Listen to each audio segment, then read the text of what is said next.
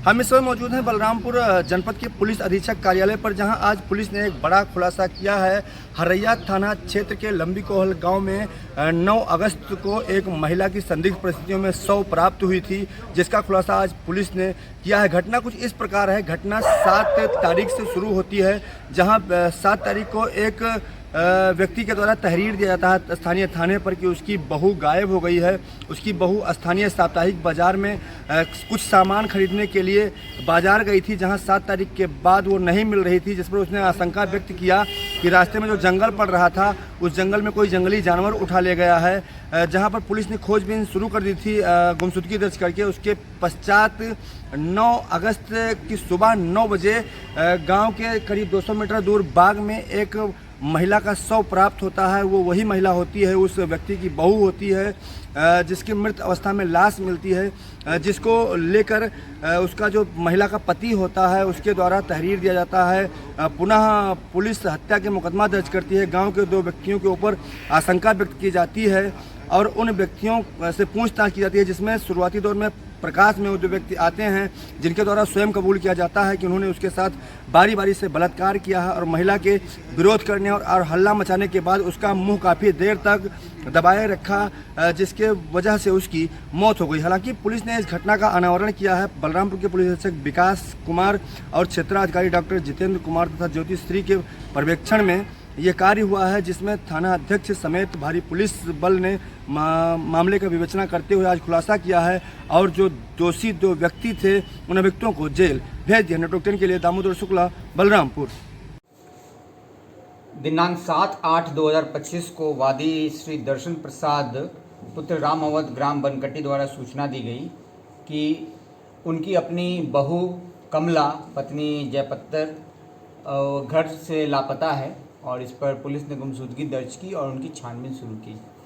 मौके पे उस वक्त जो तथ्य बताए गए उसके मुताबिक वन विभाग की टीम पहुंची और ऐसा बताया गया, ऐसा पता चला कि शायद कोई जंगली जानवर उन्हें घसीट कर ले गया है और रात्रि में पूरे ड्रोन से उसकी सर्वे करा के हम लोगों ने खोजने का प्रयास किया और उस दिन कुछ मिल नहीं पाया।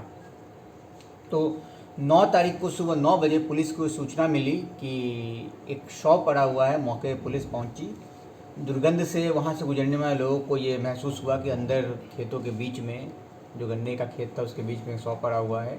मौके पर पहुँचे तो पुलिस ने शव को देखा और हमने नियमानुसार कार्रवाई करते हुए उसका पोस्टमार्टम कराया। शव में उसके हाथ पांव जो है बंधे हुए थे और शव अर्धनग्न अवस्था में थी। हम लोगों ने इसमें कार्रवाई करते हुए मुकदमा पंजीकृत किया और निष्पक्ष विवेचना कराई। एडिशनल एसपी सीओ और थाना प्रभारी ने इस विवेचना को लीड किया और इसको सही तरीके से कराते हुए हम लोगों ने इसमें साक्ष्य इकट्ठा करके 2 व्यक्तियों को गिरफ्तार किया है। एक का नाम है पारस तेली पुत्र भगवती और दूसरे का नाम है कमलेश कोरी पुत्र बुद्धू कोरी। और इसमें जो चप्पल मौके से बरामद हुआ था वो घटना के अनावरण में सबसे सहयोगी साबित हुआ।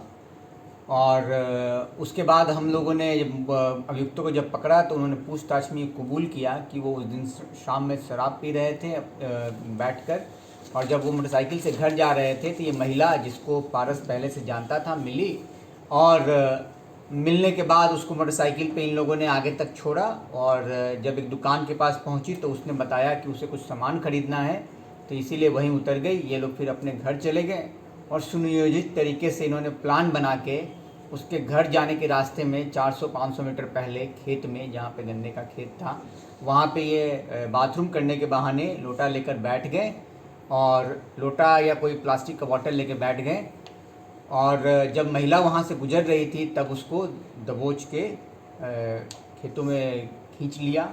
और इन दोनों ने पूछताछ में ये कबूल किया है कि दोनों ने उसके साथ दुराचार किया और जब मुंह दबा के दुराचार कर रहे थे उसी क्रम में महिला की मृत्यु हो गई। इसीलिए फिर महिला का शव बांध कर वहाँ फेंक दिया, वहीं पे खेतों में छोड़ दिया। और इन्होंने जो महिला सामान खरीद के ला रही थी उस सामान से पकड़े न जाए इसलिए वो सामान महिला के वस्त्रों में बांध करके ज़मीन में गाड़ दिया था, जिसे पुलिस ने उनकी निशानदेही पे बरामद किया है। और हम लोग इसमें और भी अहम साक्ष्य इकट्ठा कर रहे हैं और आज माननीय न्यायालय के समक्ष इनको सभी समुचित धाराओं में रिमांड के लिए प्रस्तुत किया जा रहा है।